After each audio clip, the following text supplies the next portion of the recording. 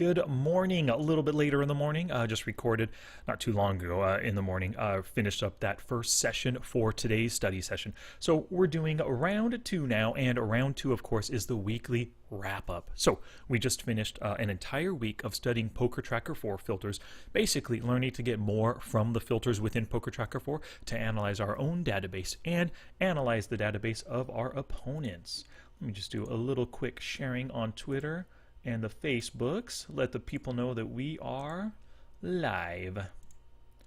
Cool beans. So let's go ahead and get going. People will be joining us as they do. I do want to say though, before, to allow some people some time to get on, yesterday me and the family went to go see Fate of the Furious. It was an incredible movie. I loved it. But just now I watched the trailer for the movie. Now I've talked about it on the podcast before, but I never watch trailers anymore. Ever since Fast and Furious Part 6 came out, you know, that one, I will spoil that one. The trailers did it anyway. The trailer shows you, the last part of the trailer shows you that giant Airbus plane or whatever, with Dom's driving the car out through the nose of the plane, right? This was part 6, 3 years ago or whatever. So if it spoils it for you, I apologize. But the trailer showed you that. I watched the trailer before seeing the movie, so I was expecting that scene the entire time. It didn't ruin the movie, but it wasn't a surprise when it happened. So ever since then, I purposely do not watch a single trailer. If I'm in the movie theater and the trailers come up, I close my eyes. If I'm on YouTube and a trailer pops up, I click skip or I cancel, I close it, whatever. I do not want to see a trailer. So before Fate and the Furious, I didn't watch a single trailer at all. Saw the movie yesterday, loved it, surprised by everything. It was so action-packed and incredible, and I didn't expect anything that happened. But just now, I watched the trailer for it, and I'm not going to give you any spoilers whatsoever. But the trailer, of course, shows you all the big action spectacles, some of the funniest parts, some of the cool interplay between characters and everything. So it kind of spoils all that stuff when you watch the trailer before the movie. It shows you some awesome scenes that happen in a particular city, which I loved in the movie. I'm glad I didn't see those in the trailer ahead of time. It shows you the incredible ending finale of the movie, which would have spoiled everything if I had seen the trailers ahead of time. So I am telling you, do not ever watch a trailer again. If it comes on when you're in the movie theater, close your eyeballs, don't watch it, plug your ears if you have to. It doesn't matter. If it's on YouTube, if it's on TV, do not watch a trailer. You'll be so surprised. So, like, for example, Fate of the Furious. You don't need to see the trailer to go see the movie. You know you're going to go see it. You love Dom and the entire family. Luke Hodges, you love them all. You're going to go see it no matter what. So skip the trailer, go to the movie. Okay, now rant is over. Let's go ahead. My stream. Let me refresh my page here. I hope all that just now recorded. Having an issue with my stream. Just making sure everything's nice and live here. Okay, cool. Looks like we have cool beans. Everything looks good. Let me hear my stream to make sure it's good. Alrighty, so we'll go ahead and fire up just the week in review right now. So here's my agenda. This is what we did earlier today. For the weekly wrap-up session, I'm going to start by reviewing our plan from the start of the week. Then we'll cover day by day, just go through real quick and look at some of the biggest lessons learned. Then we'll review my one sheet, and the one sheet is a recap of the most important stuff we learned through the week. This is something I can look at in the future when I want to review what I studied for the entire week. I also made a 5-question quiz, and as an email bonus, what I'll be sending out in the email later is the LeakTracker report that I created. And you'll see the report that I created, but then I will export it so that you can import it and use it for yourself. So let's start with a review of the plan for the week. So the hypotheses I came up with at the beginning of the week. I'll learn new leaks to find with the filters for Shizzle. I learned a lot of new leaks. I learned a lot of ways to filter through hands to find my leaks and to analyze those hands. Another hypothesis, I'll learn there are some things that just can't be filtered exactly. And I don't really think this is true. Sometimes you might have to do some finagling, but everything is in there. And I learned how to combine filters to get super granular with my analysis and my research into my game. So that was important stuff for sure. Another hypothesis I came up with earlier in the week, I'll learn how to find a filter for each leaky stat. Yep, I sure did that. Learned lots of new filters here today. So we'll go over some filters today and stuff. But yeah, those were my hypotheses. I always like to think about what I'm going to learn in the week ahead of time. Gives me an idea, a frame of reference of what I should be looking for as I'm studying. Okay, so the quantifiables, it's not including today's play. Normally, I record my quantifiables the next day on Sunday. But because I want to show you what's going on, I'm going to be playing poker today, so these numbers will change. But through today, this is 6 days. So my year-to-date numbers right here, you guys saw me enter all of these in at the beginning of the week. And now this is the week that I just played. A little over 2,000 hands under this as Frisky Misky under ACR, America's Card Room. So you can see the stats. I put the variance numbers here to take a look to see where things might need adjustment. So my flop AF, or aggression factor, this is a ratio of your aggressive actions, so bets and raises, divided by your passive actions, checking and calling. So you can see it went down a little bit, and it's a little bit by -1, but it's actually a 20% decrease from 5.2 to 4.2. I'm calling far too much, so I need to get aggressive. I'm either calling too much or raising not enough. It's one of the two, so I need to dive into that, My turn aggression factor, same thing happened here, but an even bigger hit, a huge decrease. I need to get aggro on the flop more to steal pots before it gets to the turn. And also, if I'm calling... If I'm calling on the turn, I need to call with equity. I need to call with at least some kind of a made hand that can beat my opponent's bluff or weaker hand, or I need to have some kind of really good drawing equity that makes it worth calling for sure.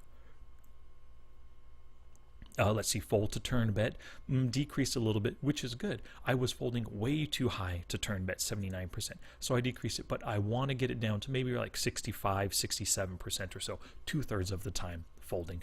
Let me see here. 3-bet re-steal. So as a total, when it comes to re-stealing out of the blinds, I am super value oriented without a doubt. I need to increase this percentage. I need to find better spots against the right opponents who fold to 3-bets.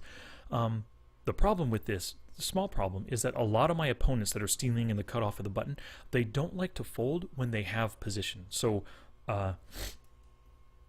they might know that I'm a little bit flop and turn honest, so they might be calling just for the opportunity to bluff me off the hand later. So not only do I need to increase this, but I need to look for ways to fight for pots, fight for 3-bet pots out of position in the blind when I am the 3-better. This decrease right here, 3-bet re-steal. In the small blind, it decreased by 0.8%. That's no bueno. I need to keep it up right there because 3-bets out of the small blind really do work quite often. You don't want to make it too frequent so that your opponents can easily 4-bet re-bluff you. But I shouldn't be down to 3.4. 3.4%, let's just take a look at what that is.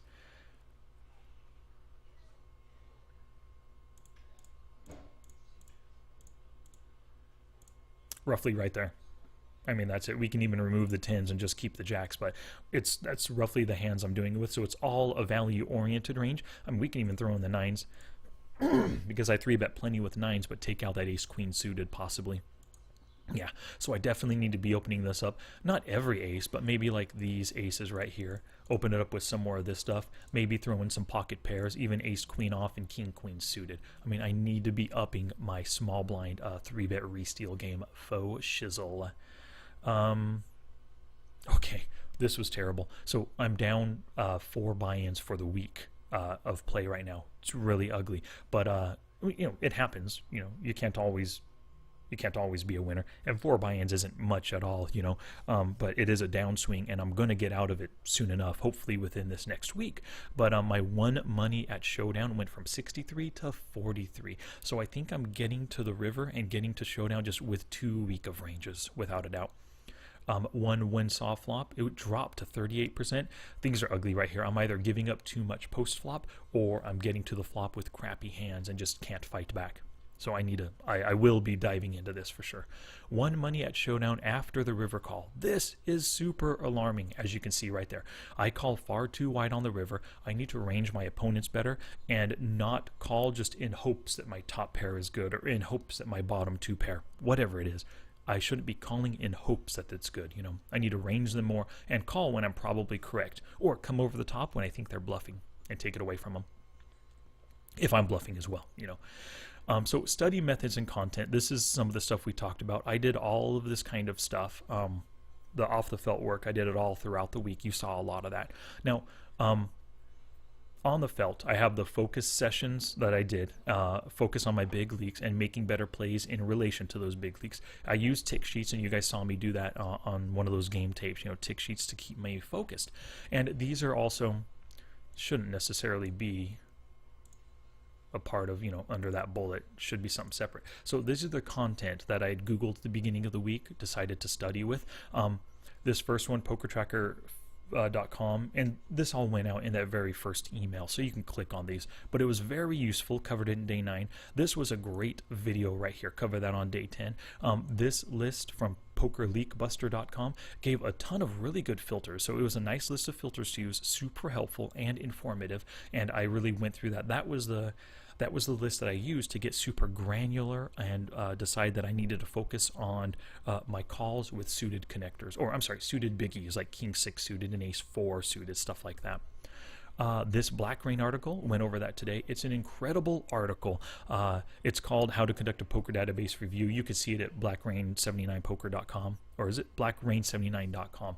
Just go there and find the article for yourself, or click on the link that I'll be sending out later today. It is an incredible article. It's so packed that we could have spent the entire week on just this article and digging into our filters and digging into our opponents' games with the information learned from this article. And this last one, it was something I didn't even look at. I didn't get a chance to get to it. So maybe sometime later, right there. So let's review day by day here. So on the first day, talked about the plan, why we're studying for this week, the future dominoes that we can study after we get this filtering under our belt. Some goals for the week. So I hit 2,200 hands plus a few hands in full ring, plus a few hands on carbon. I hit about 3,500 hands, or 3,300 hands, right around there. So I'm under my goal, but it happens. But I did use my ranges the entire time. Let's see here. Hypotheses we talked about, quantifiables talked about. So day 9, I showed you this, and I emailed all these out to you. All these different filters to look for leaks in our game, and these were all good filters. If you sign up for the mailing list now, you can take a look at the archive. And actually, let me pull that up for you real quick just to show you how to find the archive. So this is an email I sent out yesterday right here, down at the very bottom of the email. If you've missed a few emails, no worries, you can access the archive here. Once you click on this, it'll just bring up all the prior emails. So you can look at day 8, 9, 10, click on that. In all the emails, I give you links to what I studied that day. And everything linked to the videos in YouTube and on Twitch. So if you're not a member of the newsletter already for the 28 days of study, get on it, because I send out good stuff every week or every day. Stuff that you can use for your game. All these different filters and stuff. We talked about this on day 8. Let's see here.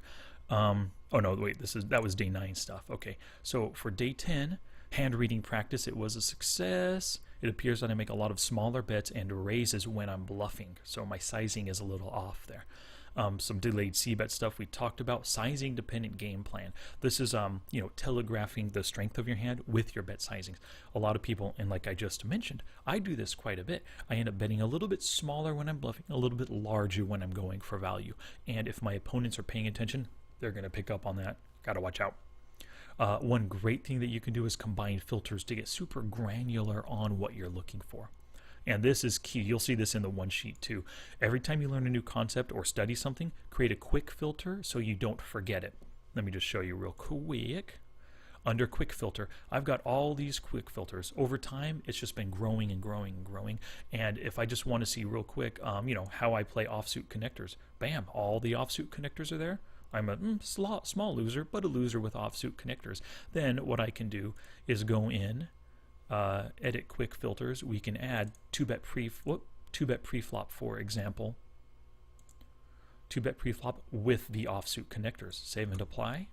Oh, now I'm a winner with offsuit connectors. So just offsuit connectors themselves, I'm a loser. But when I'm coming in as the preflop as the pre-flop 2 better, I'm a winner. So you know, by combining these, you get more granular in your studies and you get a better idea of how you approach poker, in what ways you're winning, in what ways you're losing, all of that jazz.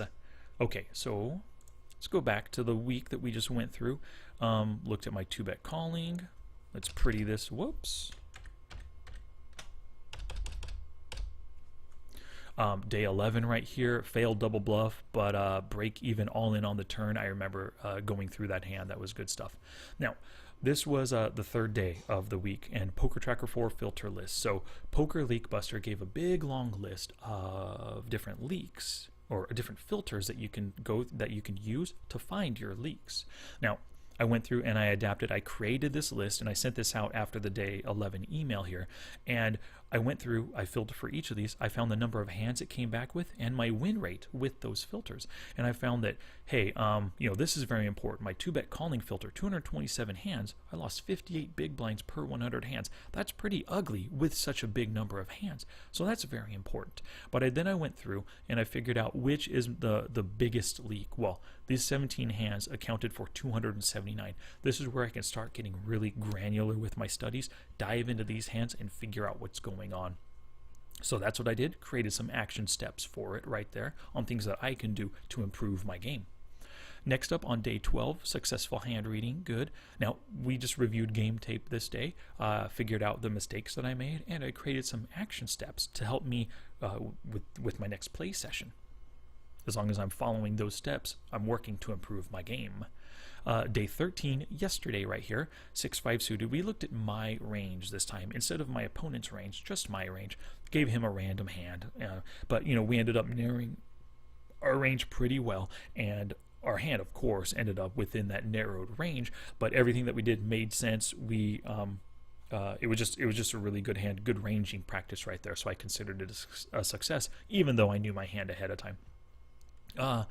We went through LeakTracker and just looked at all the different leaks and found this big leak that I have. Let's see here. 20 hands came back and I went through the hands and these are all the leaks. I sent this information out in the email yesterday. What I learned by going through those 20 hands, things where I can improve my game.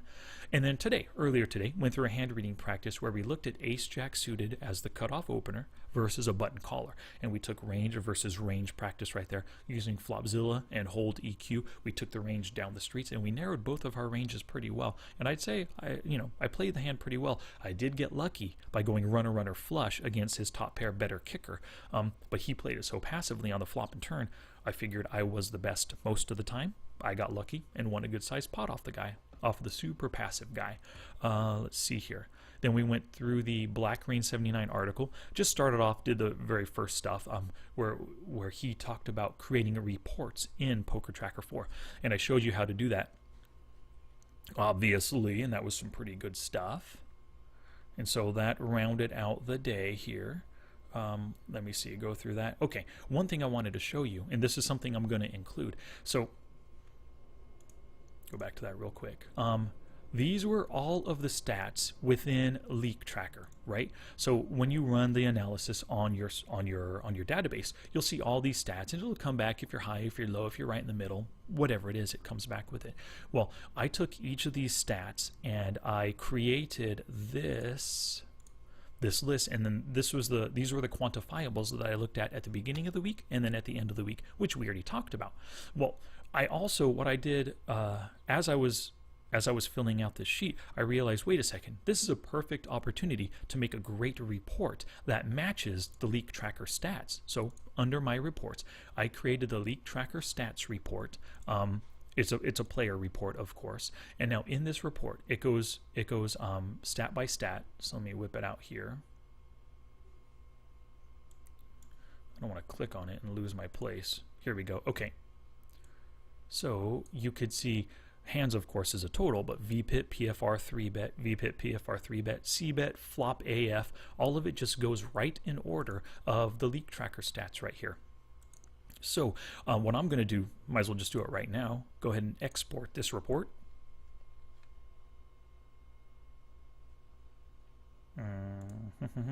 LeakTracker Stats Report, PT4 report. I'll save that right there to the desktop, and it's in the desktop. So This will be included in the email. So what you can do, nice and simple, hit this little whatever button, import, and then once you save it to your desktop, just highlight the file, bam, open, and now you will have this report. What it's going to show you is just all of the different hands. Of course, this is with this filter right here. So let's clear that filter. Okay, so we can see I'm frisky misky 7,800 hands for the year. All of these LeakTracker stats are listed in order, so you can go through and start taking a look at yourself and your opponents to see how like your number one opponents stack up to this right here. So you'll be receiving this report that you can use for yourself, definitely.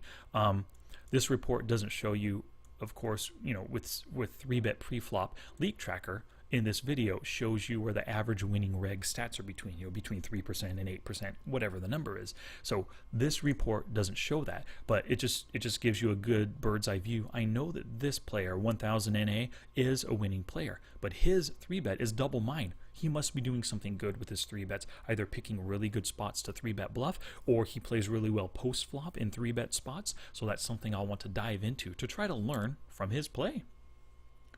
Oh, so Michael, let's see here. Michael asked a good question. Go to www.smartpokerstudy.com/28days.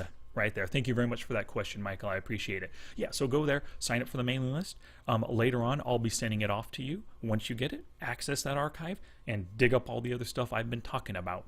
Save yourself some time instead of watching all the videos. I would prefer it if you watched all the videos, but if you don't want to, just get those emails to see what I was talking about. And we just got a follow. I think we did. Is that what that noise was? Oh, maybe not. Oh, there we go. I apologize. I just don't see the name. It didn't pop up for me. Oh, there it is. In Sominal 1. In Sominal 1. Thank you very much for following. I appreciate it. Man. Okay, so this is the filter. This is the report that you'll be getting in the email later. What else was I going to talk about here? There we go. Oh, the one-sheet notes. Okay, so like I said at the outset, at the end of every week of study, I make a one-sheet with all the most important things so I can quickly review. So I'm going to be sending this out to you. So we'll just go over it kind of. I'm not going to read every line, but just bit by bit. This is what we studied, filtering through hands with PokerTracker 4, future dominoes. So once you understand the filters and get some practice on using them, PokerTracker 4 related, what you can study later is you can really dive into LeakTracker. You can dive into all of the stats and everything, just really understand those and look at them. You can also look at the HUD and pop-up creation, or I'm sorry, you can also start working on your HUD and pop-up creation, putting all of those cool stats. Rounder Socks 14, thank you very much for following. You can start updating your HUD and your pop-ups with everything that you're learning with all the stats. Outside of PokerTracker 4, you can be finding and fixing leaks, just in general, working on your game. You're improving your A game. You can become a coach with everything that you've learned about PokerTracker 4, all that kind of stuff. You can also work on bringing your C game up a level. Work on your A game. Bring your C game up. You know what Jared Tendler talks about, the whole inchworm concept. Inchworm concept. You can become a coach yourself, of course, as well. Okay, become a coach. So there were some great filters for finding leaks that we went through this week. I'm not going through all of them, but here are some good ones that I figured out. One important thing is you can combine filters to get super granular in your analysis, which we talked about already and I showed you, but this is key to remember. And then, like I said earlier, every time you learn a new concept or study something, create a quick filter for it so that you do not forget it. That is key. Like I said before, all of these quick filters, as I'm, for example, maybe I'm going through, I want to find all my marginal hands, but then I see this, glance at it, oh yeah, flop a pair or better using one or more hole cards. What does that filter tell me? So just if you keep it here, you'll always have it. Triple barrel bluffs. I haven't pulled any triple barrel bluffs this year. Interesting. So, yep, that's how we use that right there. So save those filters. Let's see, create a table like this below, and which we already saw, to record the results from different leak finding filters, and then choose quick fixes for the small leaks, but figure out which is the most critical and dive into that one. So for example, quick fixes for small leaks, right? 2-bet calling offsuit connectors. It's only 11 hands, so I don't do it often, but it is a big negative 236. So real quick, instead of diving into the hands, as a quick fix, I just decide, hey, I'm not going to call offsuit connectors out of the blinds. Nice and simple. These 11 hands won't happen. Even if this was all big blind hands, if I would have folded all those, my win rate would be negative 11 big blinds per 100, as opposed to negative 236. So quick fix, bam, taken care of. But this one might deserve to be looked into, because those suited big cards some of them might be worth calling. Ace 9 suited, Ace 8 suited, King 7 suited in certain instances might be worth calling. So this is the kind of thing that you don't want to just discount and make a quick fix. Go through, dive in, and don't you worry about everybody knowing your screen name or showing other players' names. No, I'm not. No, I'm not worried about that at all. I mean, these are my stats on the other players, and it's my screen name. I'm trying to be as straightforward and honest with all of you as possible. So if people know my screen name, no big deal. If you can think of a reason, Wayhan, why I shouldn't be showing this stuff, then maybe I'll change. But no, I'm good with it. Oh, thank you very much, Al, for that nice comment. Enjoy. Oh, this guy's on fire with his work ethic. Thank you very much, Al. Yep, so that's all that. Where were we at? Oh, yeah. Create this table. So then go through, dive in, and get super granular. You can see that this was my granular focus, in my next study session and in my play sessions afterwards. We also talked about utilizing LeakTracker to help you spot possible leaks. Then you dive into each with sensible filtering. So just real quick with that, when it comes to LeakTracker, let's say my c-bet the flop is in this gray area at the low end. That doesn't necessarily mean it is a leak. It's just a potential problem, a potential leak. And then so that's when you would dive in and filter. Just because the c-bet filter or c-bet flop comes in low doesn't mean I just need to blatantly start increasing it. I need to dive in and figure out where I can increase it in smart ways to give myself a better chance to maybe bluff out a pot, or better ways to get value. So don't just take this for face value. It's low, I got to increase it, and start c-betting more on your next in your next session. No. And lastly, use your database to analyze the biggest winners at your stakes. You want to create reports to help you find the winners, then dive into their game with the filters. So just real quick, once again, I know I don't have the currency one right here, but I know that 1000 NA is a winner. At least in my database, he's a winner for sure at like 55 big blinds per 100 within my database. So it would be a good idea if I went through, studied his game, figure out, hey, why is his 3-betting so much more than mine? Why is his PFR and VPIP so much more? There's probably some things I can learn here. So you definitely want to use this. And then, Wayhan as well. Let's say 1000 NA. Let's say I dove into his thing on the stream here, and I found out some of his weaknesses, and I share that. Well, if he knows about me doing this, he can watch the video, understand where his weaknesses are, and then he can learn from what I found about his weaknesses. Then he can change his game and become an even stronger player. So I don't worry at all about him, about sharing his stats and everything.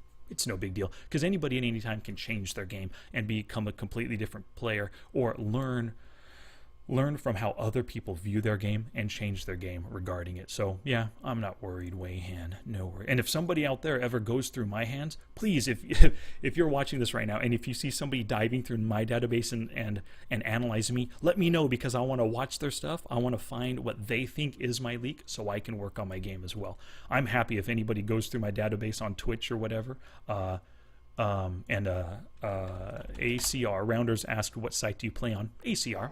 As Frisky Misky. And obviously I chose Frisky Misky to make myself sound like a woman, so that people, are less suspicious of what I'm capable of, because like it or not, people do think that different genders play differently and view the game differently. So, I'm a dude, why not make people think I'm a happy-go-lucky chick?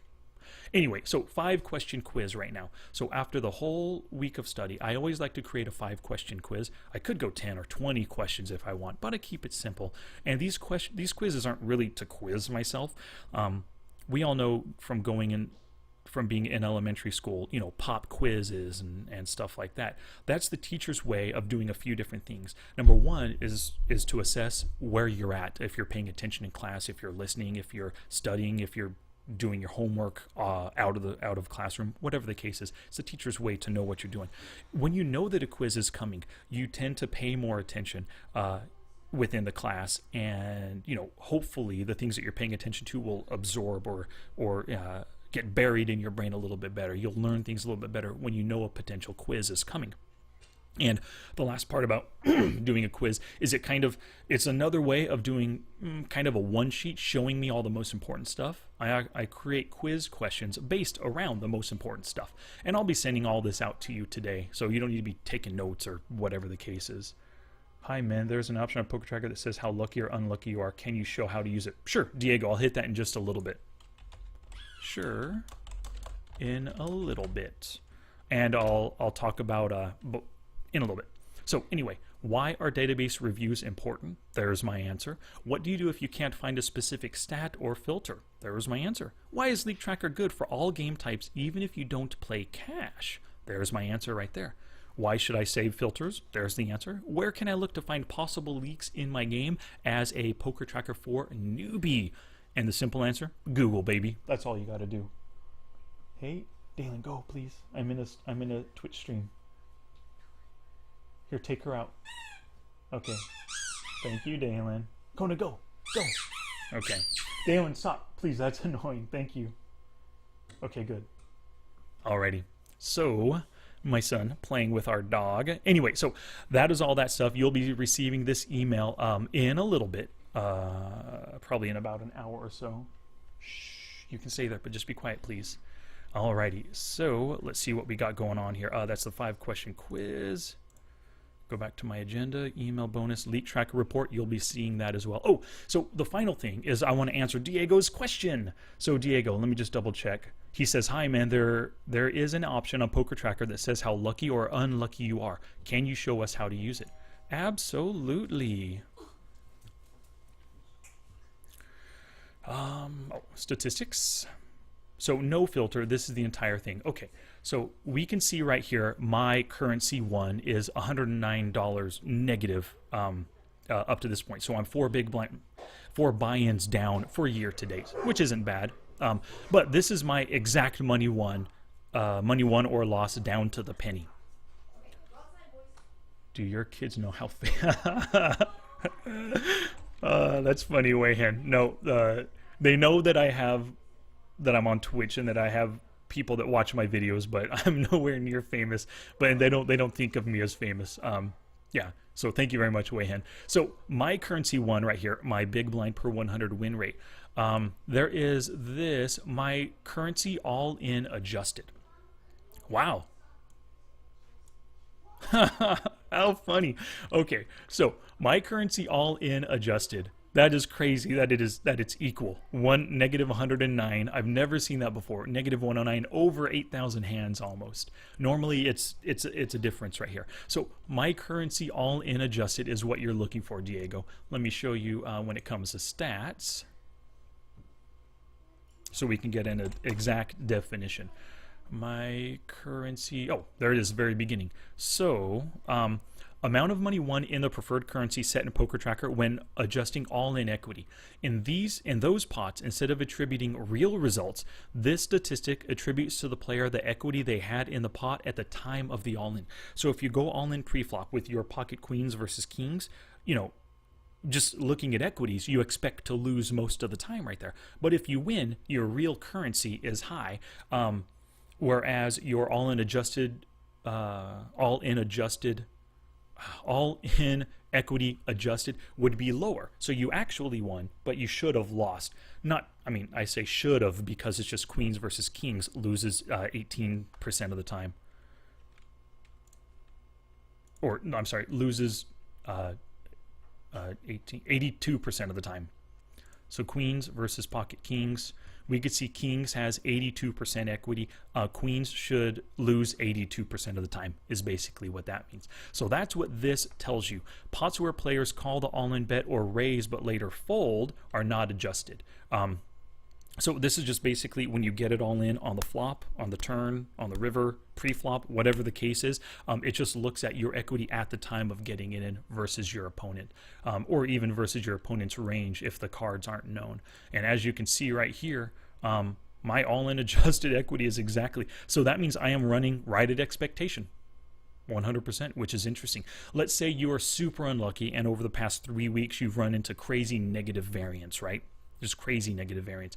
Maybe my currency one could be at negative 109, 4 buy-ins down, but maybe my all-in adjusted could be 4 buy-ins up. So it's an 8 buy-in downswing. Maybe I've constantly been getting it in aces versus kings and ace king versus ace queen, or with a nut flush draw plus an open-ended straight draw plus a pair on the flop versus just an overpair and I'm losing. You know what I mean? So it's just looking at those instances right there. But you can't look at that and say, let's say this was positive, up $100, and I'm actually down negative $100. You can't look at that and just say, oh, well, I'm unlucky right now.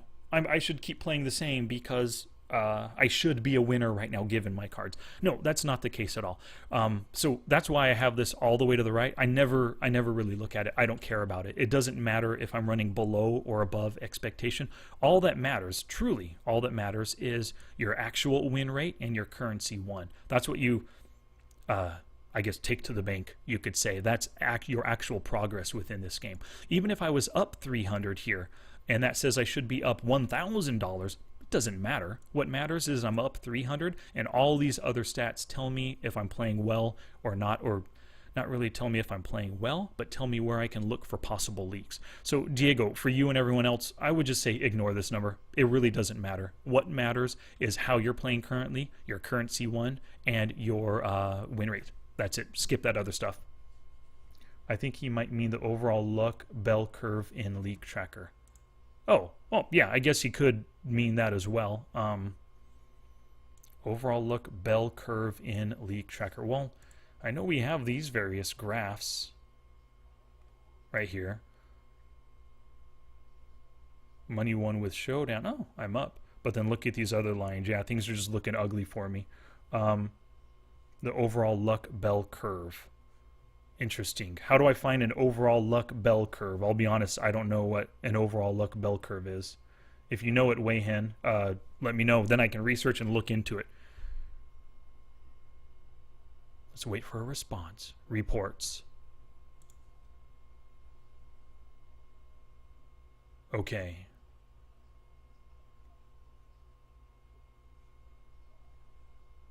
Am I missing something?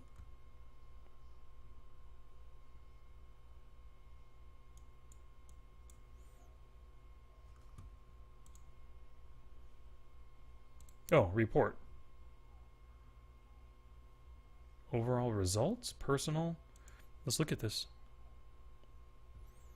No, it's not that one.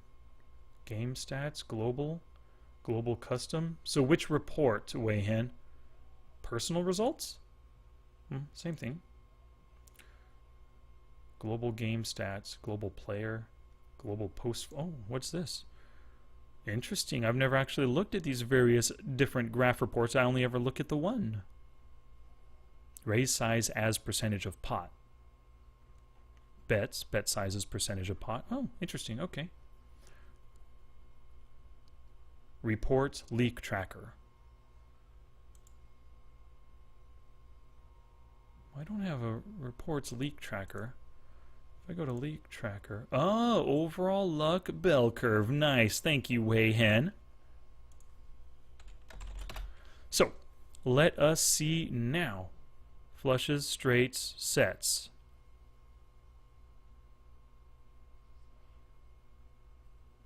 Oh, so I'm not hitting as many sets as the statistics say I should. I'm hitting flushes more than I should. And I'm not hitting straights at all. Okay. I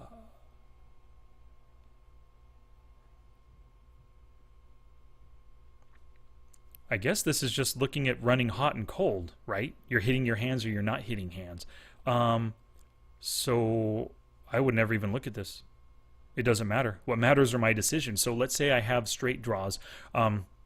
Yeah, sure, I'm not hitting them, but just because I haven't hit them over the past 50 straight draws doesn't mean on the next one I'm not going to hit it as well. So the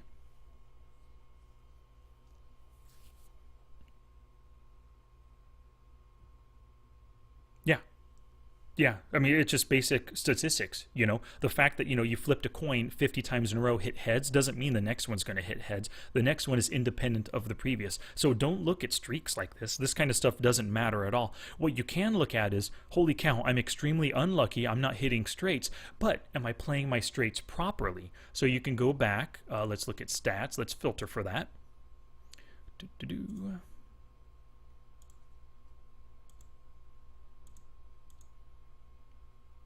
Let's look at open-ender just to keep stuff simple. Open-ended double gutter, that's fine too. Draw with 8 nut outs. Non-nut. Okay, let's look at the 8 nut outs. So we have a 10 jack on a 9-8 deuce board. So we have the open-ender, the high open-ender. On the 9-8, we could have the 6-7 for the low. So let's say we have the high right here. So straight draw, open-ender, 8 nut outs. Let's look at that.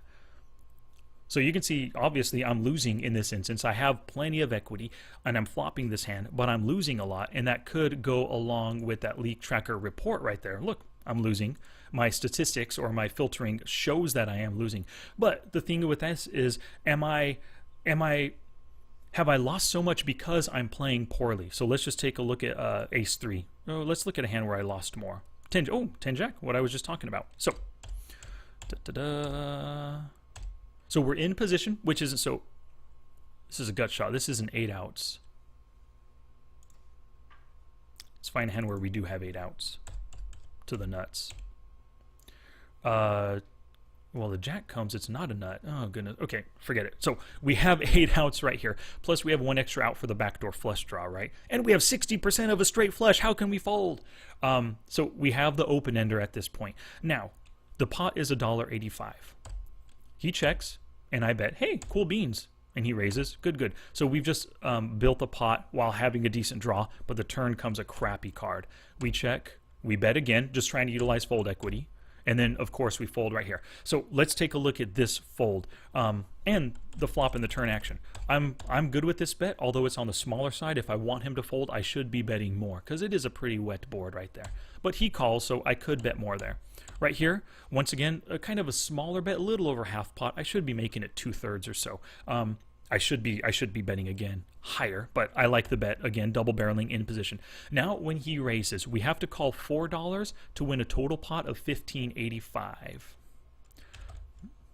$4 to win $15.85 means we need 25% equity, but we only have 8 outs to a straight, but 2 of those put a 4th flush card on the board. So really, we only have 6 outs to a straight, to a good straight, and then 6 times 2 with the 2-2 rule, we only have 12% equity. We should not be calling here. If we called here, good, we fold. If we had called here, this would be a mistake, and making mistakes like that are going to add to our negative currency, add to our losses, which adds to our negative win rate here. So I wouldn't ever look at this. You can, where'd it go? LeakTracker. Okay, you can look at this and say, geez, I'm running very poorly, but am I making good decisions while running poorly? And right there, by betting those 2 streets, I'm utilizing fold equity, and I'm folding when he shows strength. I'm making good decisions, at least in that hand. So that's how I would do this, Diego, for sure. Don't look at that bell curve and then chalk up all your results to running poorly or positively. I mean, hey, I'm hitting a lot of flushes, great, but am I playing my flushes in a wise way? Am I getting enough value out of my flushes? Sure, I hit it on the turn, but am I getting any value, or are they folding to every single turn bet when I'm going for value? Am I betting too much when I'm trying to go for value? Or are all my value bets on the flush 3/4 to a full pot when they should be maybe half pot in order to get a call? I mean, who knows? So I would never, like I've said a few times, don't bother with this, definitely. But thank you very much, Wei-Hin and Diego, for illuminating me on this report that I'll never use. Alrighty. So I think that's it for the day. Thank you very much for attending the second session. I'll be sending out that email. If you're not already part of the newsletter, please get on it so that you can access that archive. Yeah, and I showed you how to get to the archive. Cool beans. Thank you very much, everybody. I am going to sign out now and spend the rest of my day with the family. All right, take care.